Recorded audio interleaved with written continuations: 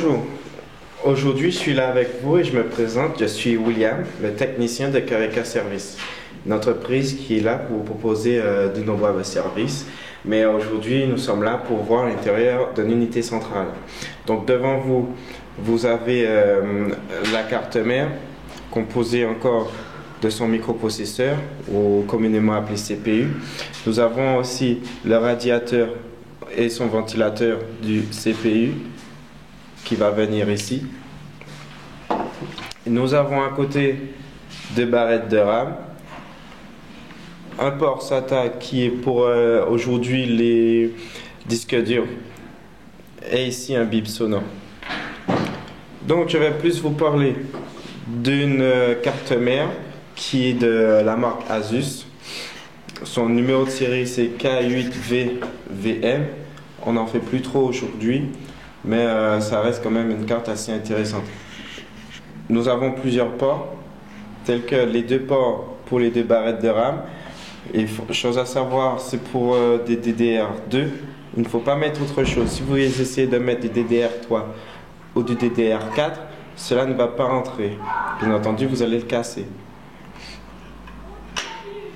Ici, nous avons en noir un port pour la carte graphique.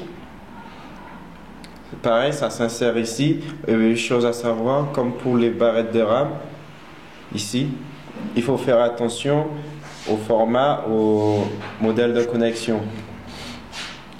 On va plus s'intéresser au CPU, au microprocesseur, qui est de marque AMD.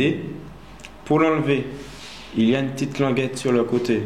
Il vous suffit juste de la pousser, de la soulever délicatement. Là, quand vous entendez ce petit tac, c'est dire que vous pouvez enlever le microprocesseur. Ça se présente comme ceci. Il ne faut surtout pas mettre les doigts ici, parce que si c'est abîmé, elle est bonne pour la poubelle, c'est foutu. Voilà. Il y a une pâte thermique à mettre ici et je vous présenterai ça prochainement. La remettre correctement, ne pas forcer pour mettre le microprocesseur, sinon vous abîmez les ports. Si vous voyez que dans une autre position ça ne rentre pas, n'insistez pas. Sinon vous êtes bon à acheter une autre. Je peux vous dire que au prix que ça coûte, autant ne pas s'amuser à en acheter plusieurs. Donc pour le remettre en place, il suffit juste de rebaisser le petit bâton et de remettre ici dans l'ergot, comme ceci. Nous avons un autre radiateur ici pour la carte mère. Nous avons ici la pile à éviter d'enlever, donc c'est pas quelque chose qui se décharge comme cela. Si vous enlevez, vous allez complètement dérégler tout l'appareil. Pourquoi on met une pile? Comme vous pouvez le voir ici, ce petit composant là qui peut être changé, ça c'est le BIOS. Aujourd'hui, à l'ère de Windows 8, Windows 10, nous parlons plus de ATAPI et non de BIOS. Mais le BIOS reste quand même l'ancêtre et cela fonctionne de la même façon. Pour ceux qui ne savent pas, le BIOS permet à l'ordinateur au démarrage à installer tous les pilotes ou drivers communément appelés des différents appareils qui se trouvent sur une unité centrale tels que le lecteur CD, les ports USB, le micro, lecteur disquette, pour ceux qui existent encore, etc. Et tous les ports sont ainsi installés et prêts à l'emploi.